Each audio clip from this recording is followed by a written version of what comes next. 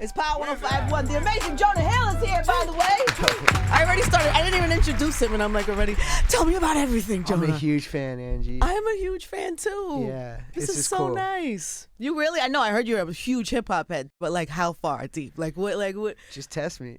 I don't know. Do you know like lyrics and bars? Do you know just the groups and group members? Do you like, because some people are like, I'm obsessive. Like I am Like- with movies, I am with hip-hop. the Like, same way. yeah, like if you see mid-90s, a big part of it is to frame hip-hop in a way that for people my age that grew up listening to hip-hop music, it's not just a thing in a movie to show something. It's the backbone. Backdrop, yeah. And yeah, that's just like what the soundtrack of my life was. And I know, and I was so mad. I had an event that day, but I know you did a big screening in the city, and like all the like, I don't know, it was a lot of OGs came through. a lot of OGs came by. Yeah, Prince Paul DJ, that was That's heaven. amazing. Q-Tip is a great friend and one of my heroes. He came through. The Lox was in the building. Amazing. I was like, I'm So so you were sensitive. like a kid, right? Like you were like, Well, you know it's crazy because like when you're an actor, you kind of just are like whatever. It's everybody else's responsibility. But this movie is my heart. I Yeah. love this film. This film is 4 years of my life. It's me as a person. It's I've grown up, like my evolution as a human being culminates with like this being the first film that I'm making. You know, and the Lox was taking shots at the bar.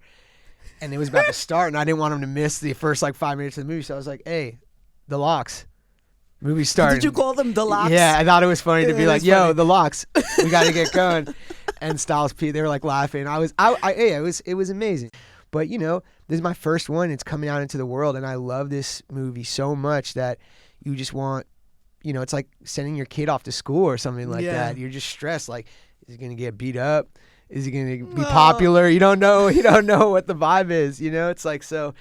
So it's scary. It's stressful and anxiety, but also so exciting. Like, But so were you exciting. ready? I feel like you were probably ready. You've done so many films that I'm sure it's a different experience when you go in and it's yours and it's your baby. But you were ready, or was it challenging and scary and? I think things happen for a reason in life. Like everything happens for a reason, good and bad, and Yeah. good comes from bad and bad comes from good. And for whatever reason, I wasn't there yet as a person or an artist to put out a film that was truly from my heart. So by the time it happened, I felt ready and I felt really honored to be in that position. Because you had the access, like you've been successful for quite some time. I'm sure if you wanted to make a film before, you could have, right?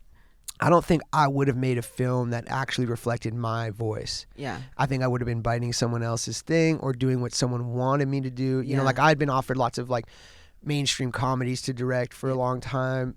And And you say no?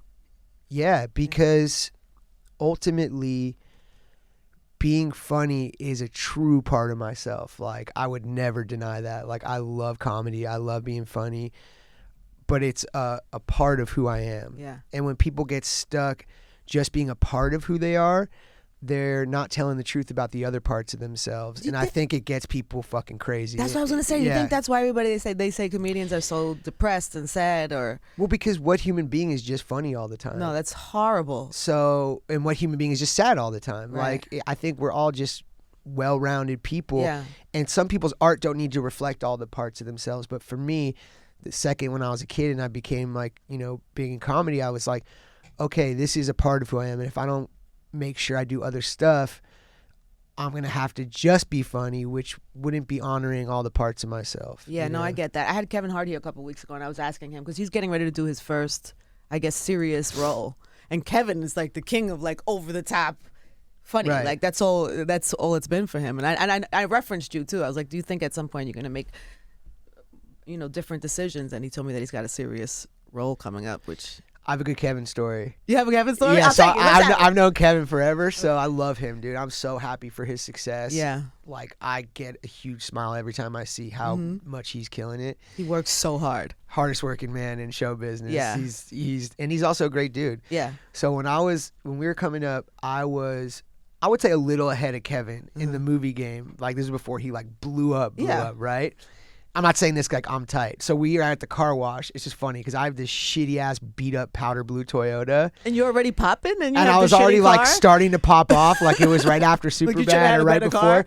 And I had a piece of shit beater, and Kevin is like definitely about to become the hugest guy, but was not balling out of control. Right. And Kevin is at the car wash with a Bentley. Of course he And is. I'm like, dude, how the fuck are you driving a Bentley? And he's like, don't worry about it. Because he spent his whole first check I probably was on the like, Bentley. I love you, dude. I was like, you are the best. And I just like, it makes me happy to see good people thrive and succeed. Yeah. You know, he's always been a nice, good, hardworking dude. And then like, it makes me happy to see him Yeah, I agree. like killing it. We were talking about, he was saying that he thinks it'll be easier to do, that he's like, comedy is harder than people think because you always have to worry about people being funny. Doing serious, he's anticipating, I guess, that it's going to be easier for him. What I think it is about the choices you make. Yeah. So Kevin can make 10 more comedy movies and get paid a crazy amount of money, or he can get paid no money and do dramas and build that side of his career. Yeah. And I'm not here to speak for him. I'm just telling you from No, my in personal general, because, knowledge. To me, you're like, you've really done it well. Like both really funny and then really touching, really serious, you know, just Thank everything. you. And then mid-90s, what I love, and I think my voice as a filmmaker, is things that are really funny one moment and really heartbreaking the next. Right. And I don't think things are one thing. I don't believe in black and white. I believe in like everything is everything. And so the films I hope to make, and I know mid-90s reflect all the parts of life. Yeah. You know? But with building a career, once you blow up in comedy, it's just about, is he willing to do a bunch of movies where he's going to get paid nothing to show enough Range, to yeah. get people's head out of the fact that he's just super funny. Yeah. So it's like, it's kind of up to him. He has the keys to the world.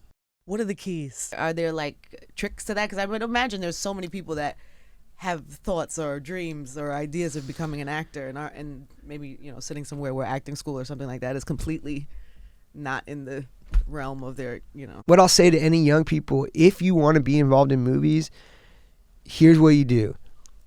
Because this is something that you can apply to and do. Become a PA on a set, which is basically a production assistant. I always say that. Interns, just get in the door. Interns, yeah. It's basically the internship is an intern on a movie set. So same thing if you wanted to get into like radio. And how do you do that? How do you become a PA? You look up like productions that are starting and you call the production office and be like, I'll move water bottles around. I'll go pick stuff up. Because if you're a PA, you get just as front row of a seat to how a film gets made than the actors, or it's film school. Yeah. And so just get on a set. Get on a set and watch. And that's something that like really is available. Not not crazy available. It still takes like luck to get chosen to do that. But that is it's like an internship at a record company or an internship at a studio or something, you know? And to me, that's good advice. That's really good advice. I know so many people who started as PAs that are producers, that are, actors, directors, whatever. What did you learn from Scorsese? I mean, we need 12 more hours. Didn't you have the conversation? Like, I don't know. Was there one big thing that? I mean, I got to learn. I worked for him for 7 months, like acting, and I learned so much from watching him work and watching him problem solve, and watching him get me to do something without literally telling me to do it. And that was something that I really took with me in directing actors on my first experience, which was like, when you tell someone to do anything literally, there's some form of resentment there. Really? I think so. I think when someone tells me, like, think about strange human reaction. Okay, think about this. Think about you telling me, like, yo, turn your chair to the left. In my head, I'm gonna be like, dog, don't tell me to turn my fucking chair to the left. Like, you know what I mean? Why like, are you so feisty? I think human beings are like that, whether they admit it or not. Really? No one likes to be told literally what to do. You want to feel some sense of control, right? And so he wouldn't be super literal with me. He would kind of talk about things about life that I realized later were about the scene we were about to shoot or something, right? That's amazing. So he's just like this master. And so for me, with the young actors, and especially the first-time actors, I try not to be like, yo, grab the handle with your left hand. Like, you want them to feel like they're contributing. And I know that from being a young actor. It's like, you want to feel like you're a real contributor to something and not just a puppet. So to me, it's like, I don't want to tell them literally what to do. I'll tell them the emotion. I'll tell them the feeling. I'll tell them what it means. And if I need something literal, try and get them there without making them feel bad about it. Because that's what I like as an actor. That's interesting. You know? That's like me. So if I wanted you to move your chair left, I would tell you that the lighting on your right side is so weird and not flattering. Yeah, you'd be like, yo, homie, like, you know, but you can do whatever like you want with the that. lights making it weird. Whatever, on the right side, I would lean left, and that's just me. But and then you're like, and it can even be way more abstract than that. Yeah, It'd really be like, yo, I was doing this interview one time, and the light was very similar to that. And on the right side, it was like blowing out the person I was interviewing, and they looked weird, and they were upset afterwards. Yeah. So I don't know, the light looks very similar, so I just noticed that. And then it's like, well, okay, you're like, 2 minutes later, I'm just like, you know what I mean? Like, that's kind of amazing. Some would call it manipulation, but I think it's directing. It's directing / manipulation. One time for Jonah Hill for coming through today. It's an honor to be here, for real.